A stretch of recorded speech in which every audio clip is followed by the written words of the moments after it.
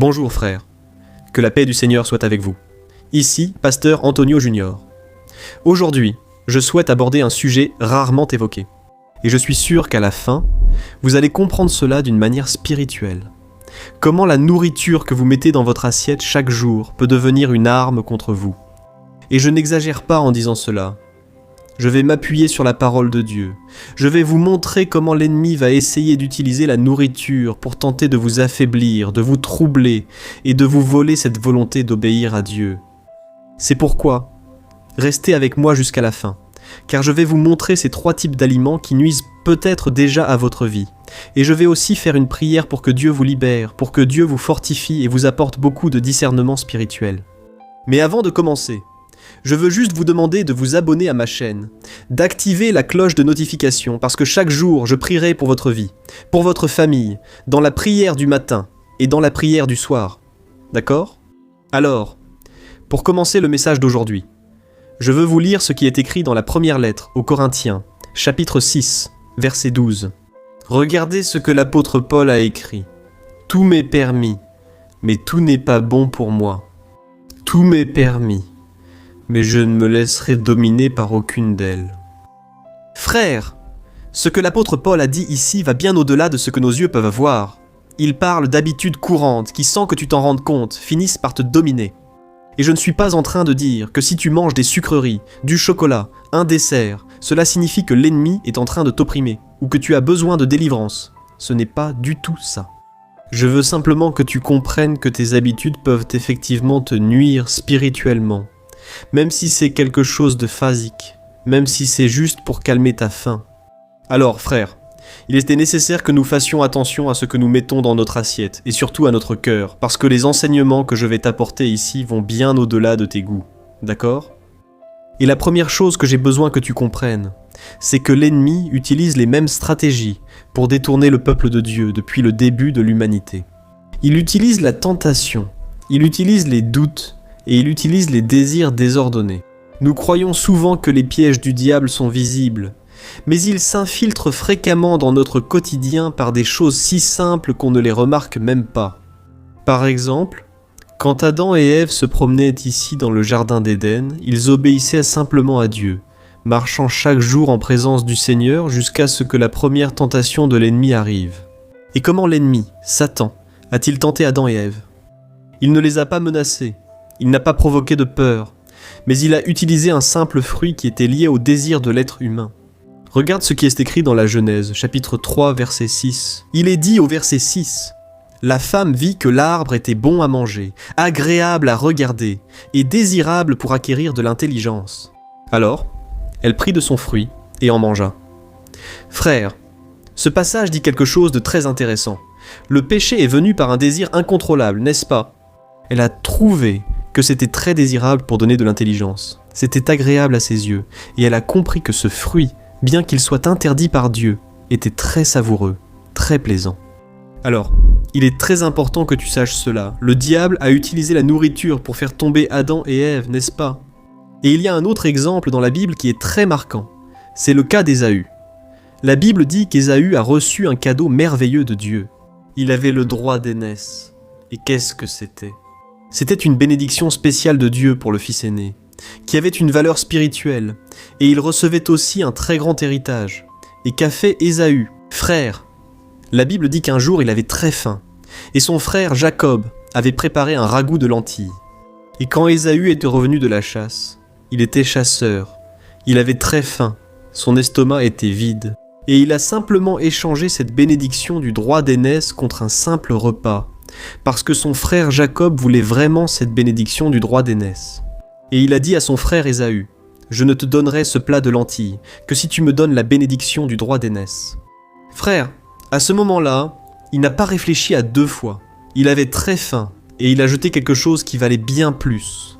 Et la Bible nous avertit dans Hébreux, chapitre 12, verset 16, elle dit ceci, « Qu'il n'y ait parmi vous aucun immoral ou profane, tout comme Ésaü, qui pour un seul plat de nourriture a vendu son droit d'aînesse. » Regardez comme c'est triste, mes frères. Ésaü a accordé plus de valeur au soulagement immédiat de sa faim qu'à la bénédiction que Dieu avait pour lui durant toute sa vie. Et ce choix qu'il a fait peut sembler très petit sur le moment, mais il a eu des conséquences énormes et durables, et la Bible dit qu'ensuite Ésaü a pleuré amèrement. Mais là, il était déjà trop tard. Alors, je veux vous dire une chose. Quand nous ne faisons que ce que nous voulons, nous perdons la sensibilité à la voix de Dieu, nous perdons notre liberté en Christ et nous finissons par devenir esclaves de nos désirs. Frères, tout ce que je viens de dire est une stratégie du diable, vous comprenez ? Je ne sais pas si vous le savez, mais la Bible mentionne un détail très intéressant dans le psaume 116, verset 15, qui parle de notre mort. Regardez ce que dit la Bible. Précieuse est aux yeux du Seigneur la mort de ses saints. Je ne sais pas si vous aviez déjà entendu ce verset, mais il dit quelque chose de très intéressant. Quand la Bible dit que la mort des enfants de Dieu est quelque chose de précieux aux yeux du Seigneur, cela ne veut pas dire que Dieu aime ou se réjouit de la mort de ceux qu'il aime. Si vous regardez le texte original de la Bible dans ce cas, il dit que la mort des enfants de Dieu a un poids très important, une grande valeur, vous comprenez ? Et cela m'amène à comprendre que Dieu ne prend pas plaisir lorsque son enfant meurt avant l'heure, que ce soit par négligence ou par désobéissance. Parce que, même si Dieu connaît tous les jours de notre vie, et le jour exact où nous allons partir, nous avons, oui, la capacité d'abréger ce temps. Quand nous ne prenons pas soin du temple qu'il nous a donné, et quel est le temple que Dieu nous a donné, frère ? C'est notre corps physique. Et donc, quand on part avant l'heure, cela cause une tristesse dans le cœur de Dieu. Pourquoi ? Cela aurait pu être différent. Nous aurions pu porter plus de fruits, nous aurions pu bénir plus de personnes, n'est-ce pas ? C'est pourquoi il est très important de réfléchir à ce que l'on met dans notre assiette, aux soins que l'on apporte à ce que l'on mange et à ce que l'on boit. Donc, l'objectif de la vidéo d'aujourd'hui n'est pas seulement de te donner des conseils de santé. D'ailleurs, je vais aussi te parler ici des aliments, mais c'est aussi une question spirituelle, parce que le diable, lui, va essayer de profiter même de cela pour voler les années précieuses que Dieu a pour nous ici sur terre. Amen. Alors, avant de te dire ici quels sont les aliments dont tu dois te méfier, je veux te raconter ici un épisode qui est arrivé à la nation d'Israël là-bas dans le désert. Comme tu le sais, Dieu a utilisé Moïse pour libérer le peuple hébreu des mains de Pharaon. Et ils étaient maintenant dans le désert, traversant, bien sûr, beaucoup de difficultés, mais Dieu prenait soin du peuple, avec des signes et des merveilles jamais vus dans l'histoire de l'humanité avec une telle fréquence et visibilité. Et regarde ce qui est écrit là dans Nombre, chapitre 11, des versets 4 à 6. Il est dit ceci, Et ils ont commencé à pleurer et à dire « Qui nous donnera de la viande à manger ?» Nous nous souvenons des poissons que nous mangions gratuitement en Égypte, des concombres, des melons, des oignons et de l'ail. Mais aujourd'hui, nous sommes faibles et ne voyons rien. Seulement cette manne. Regardez mes frères, je ne sais pas si vous avez remarqué, mais la faim de ce peuple n'était pas seulement physique, c'était un désir que les gens ne voulaient pas confier à Dieu, et à la place, ils se plaignaient sans cesse. Les gens étaient tout le temps contrariés, en train de râler, parce que tout ce qu'ils avaient, c'était la manne, cette nourriture que Dieu envoyait du ciel chaque jour, et c'est sûr, mes frères, c'était très savoureux. Parce que tout ce que Dieu fait là est bon, n'est-ce pas ? Tout ce que Dieu fait est pour notre bien. Quand on voit la quantité de fruits, la variété des légumes verts et des légumes, on se rend compte que Dieu est merveilleux. Frères, parce qu'il aurait pu nous donner un seul type de nourriture, mais il nous a donné de la variété. Et même lorsque Dieu a créé le jardin d'Éden pour Adam et Ève, Dieu ne leur a pas interdit de manger des fruits des autres arbres, en plus de l'arbre de la vie. Il a simplement dit « Écoutez, ne mangez pas du fruit de l'arbre de la connaissance du bien et du mal, mais vous pouvez manger des fruits de tous les autres arbres. » Autrement dit, Dieu souhaite aussi notre satisfaction, notre bien-être. Il sait que la nourriture est pour notre plaisir et pas seulement pour nous nourrir, n'est-ce pas ? Mais ce que l'on remarque ici dans le passage des Hébreux, c'est que ces personnes étaient encore enracinées en Égypte. Ils ont commencé à se souvenir des bonnes choses qu'ils avaient là-bas en Égypte, à l'époque de l'esclavage, et il semble qu'ils aient oublié tout le mal qui s'y passait, et qu'ils se souvenaient simplement du plaisir que cette nourriture leur procurait, d'accord ? Et c'est pour cela que nous devons faire attention non seulement à notre vie spirituelle, mais aussi à notre vie émotionnelle. Parce que lorsque tu cèdes tes émotions à tes désirs incontrôlables, tu finis par être affecté spirituellement. Par exemple, comment réagis-tu lorsque tu essaies de renoncer à un certain type d'aliment ? Tu deviens anxieux, tu deviens agité, irrité, tu perds ta paix. Essaie de couper ce que tu aimes tant, peut-être le chocolat, peut-être les céréales le matin, quelque chose auquel tu es déjà habitué à manger, et soudain tu retires cela de ta vie. Comment te sens-tu ? Tu te disputes avec tout le monde, tu perds patience, tu es irrité. Regarde, ça c'est un signal d'alerte. Pourquoi ? Tu te souviens du verset que j'ai lu au début qui dit que nous ne devons laisser rien contrôler notre vie. Il y a des choses qui sont licites, qui sont bonnes, permises, mais nous ne devons pas les laisser nous contrôler. Et quand l'ennemi comprend cela, notre faiblesse, c'est là qu'il essaie d'en profiter. Ce n'est pas pour rien que lorsque Jésus était ici sur terre, sa première tentation a aussi porté sur la nourriture, d'accord ? Il était dans le désert, et la Bible dit que lorsqu'il a eu faim, le diable est venu, et il n'a pas offert de pouvoir, il n'a rien offert d'autre que de la nourriture.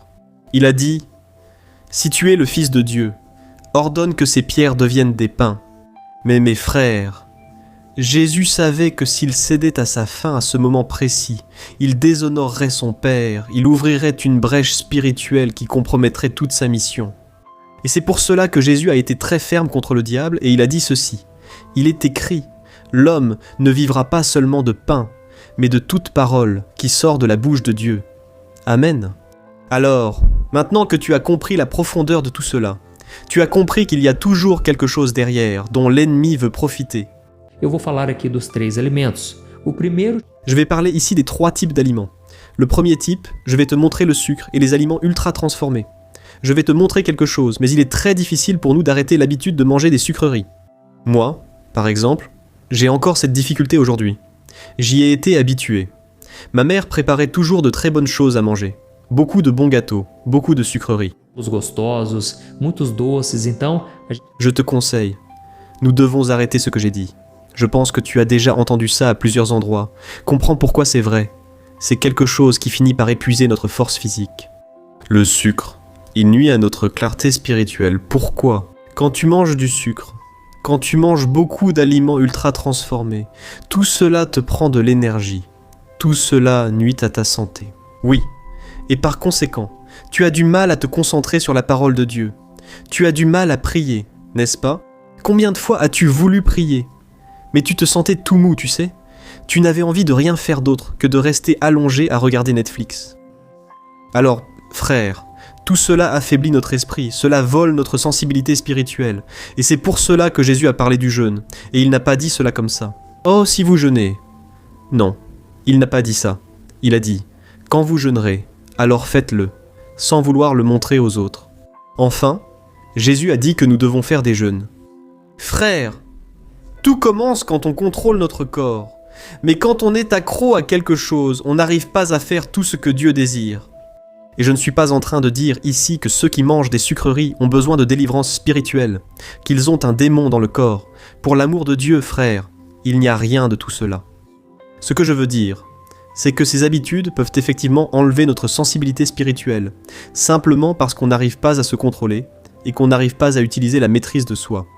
Et je vais vous dire une chose, il y a eu une période où mon estomac s'est enflammé à cause des sucreries. Donc, j'ai dû prendre des médicaments et j'ai dû me soigner, ce n'est qu'après que j'ai eu plus d'énergie. Et je vous avoue que ces jours-là, je n'arrivais pas à prier correctement, je n'arrivais pas à enregistrer de vidéos. Donc il faut vraiment faire très attention. Et ce que je dis, ça s'applique d'abord à moi, d'accord ? C'est pour ça qu'il faut vraiment faire très attention. Une fois Jésus a dit ceci, là dans Jean 6, verset 35. Il a dit « Je suis le pain de vie, celui qui vient à moi n'aura jamais faim, et celui qui croit en moi n'aura jamais soif. » Autrement dit, Jésus dit ceci, « Échangez ce qui est passager contre ce qui est éternel. Renoncez à une satisfaction temporaire pour avoir plus de la présence de Dieu. » Amen ? Alors, réfléchis bien à tes habitudes, si elles sont en train de te dominer, parce que Dieu veut te libérer aujourd'hui même, et dans un instant nous allons déjà prier, d'accord ? Le deuxième type d'aliments, ce sont ceux qui ont des influences spirituelles. Je vais t'expliquer. Frère, très souvent on va manger quelque chose et on ne prie même pas avant, n'est-ce pas ? On ne sait pas d'où vient cet aliment, quelle est son origine. Et nous devons comprendre qu'en tant que chrétiens, en tant qu'enfants de Dieu, nous ne pouvons pas laisser de place à l'ennemi. Il existe bel et bien un monde spirituel, et le diable veut profiter de nos faiblesses pour essayer de perturber notre vie. La Bible raconte, par exemple, que lorsqu'Israël est sorti d'Égypte, Dieu a donné une instruction très claire à ces personnes de ne pas manger de viande sacrifiée aux idoles. Donc, ce n'était pas seulement une question de santé, mais c'était la compréhension que tout est lié au monde spirituel. Nous devons donc aussi faire attention à cela. Je sais que peut-être tu penses comme ça, pasteur, mais je ne mangerai jamais quelque chose qui a été consacré à des démons, à des entités. Je ne mangerai jamais quelque chose dont je connais la provenance, qui est mauvaise. Mes frères, comme nous ne savons pas tout, parfois tu manges dans un restaurant, par exemple. Tu ne sais pas qui a préparé ce plat. Si quelqu'un a prié dessus, tu n'en as aucune idée, tu comprends ? Et c'est pour cela que Paul nous recommande ce qui suit. Là, dans la première lettre à Timothée, chapitre 4, versets 4 et 5, il dit ceci. « Toute créature de Dieu est bonne, et rien ne doit être rejeté, si c'est reçu avec des actions de grâce, car c'est sanctifié par la parole de Dieu et par la prière. » Frères, Paul dit ceci. Vous pouvez bénir la nourriture et vous pouvez repousser toute influence contraire. La parole de Dieu, ce n'est pas que la nourriture en elle-même ait du pouvoir sur vous, mais c'est la légalité spirituelle que vous ouvrez à l'ennemi. Tu comprends ? Que tu saches ou non que cela a une mauvaise provenance, peu importe, tu dois prier, tu dois demander à Dieu de bénir ta nourriture. Peut-être que tu n'as pas cette habitude de prier chez toi, mais peu importe, la prière n'est jamais de trop, n'est-ce pas ? Fais attention à ce détail, car j'ai entendu de nombreux cas de personnes ayant fait de la sorcellerie et utilisé la nourriture pour cela. Un bonbon, un biscuit, une sucrerie, un gâteau que la personne apporte parfois chez toi. Prie avant, ça ne coûte rien, d'accord ? Le troisième type d'aliment, en réalité n'est pas l'aliment en soi, mais c'est la façon dont tu gères la nourriture à travers l'excès et la gourmandise. Et regarde à quel point il est important que tu saches cela. Parce que l'apôtre Paul en a parlé dans Philippiens, chapitre 3, versets 18 et 19. Il dit quelque chose les larmes aux yeux. « Frères, il a dit comme ça. Oh, beaucoup vivent ainsi et sont ennemis de la croix du Christ. Leur destinée est la perdition. Leur Dieu, c'est leur ventre, et leur gloire est dans leur honte. Ils ne pensent qu'aux choses terrestres. » Frères, Paul ici ne parle pas à des personnes qui ne connaissaient pas Dieu. C'est très important que vous le sachiez. Mais il s'adresse à des personnes qui, même connaissant Dieu, finissent par être dominées par leur propre ventre. C'est-à-dire que, pour certaines personnes, la nourriture n'est pas seulement un aliment, mais un soulagement émotionnel, une fuite, une façon de ne pas affronter leur réalité. Frères, nous devons lutter contre la gourmandise. Je ne dis pas qu'une personne en surpoids pêche. Pour l'amour de Dieu, frères, ce n'est pas le cas. Je sais que certaines personnes ont des problèmes de santé et prennent du poids à cause de cela. Mais ce que je dis, frères, c'est que nous avons une liberté en Christ, et quand notre chair domine, notre esprit en tombe malade, n'est-ce pas ? Comme je vous l'ai dit, parfois on mange trop, et on n'arrive pas à prier correctement, parce que notre ventre est trop plein. Et il y a un détail très important. Parfois tu n'as pas faim, tu as juste envie de manger. Regarde, quand tu commences à percevoir la différence entre ces deux choses, ta vie commence à changer. Parce que la plupart du temps, tu as juste envie de manger, et tu dois analyser si c'est seulement ça. Uma fuga, se isso é apenas para lidar. Une anxiété, si c'est de l'anxiété, si tu es anxieux, si tu veux juste te sentir à l'aise, si c'est vraiment de la faim, si tu as vraiment faim, c'est ça. Tu vois ? Le Dieu de ces personnes n'est plus le Dieu créateur des cieux et de la terre, mais c'est leur propre estomac, c'est leur ventre. Alors, frères, faisons aussi attention à cela. Et pour compléter ce passage, Jésus a dit quelque chose de très important. Là, dans Luc chapitre 20 et verset 34. Il a dit ceci. « Faites attention pour que vos cœurs ne soient pas alourdis par la gourmandise, l'ivresse et les soucis de cette vie, et que ce jour ne vienne sur vous à l'improviste. » Alors, regardez comme c'est intéressant. Jésus a parlé ici de trop manger, de trop boire et de trop se préoccuper. Frères, je crois que beaucoup de ces choses ici sont liées les unes aux autres. Quand tu t'inquiètes trop, tu peux trop manger, tu peux t'enivrer, tu comprends.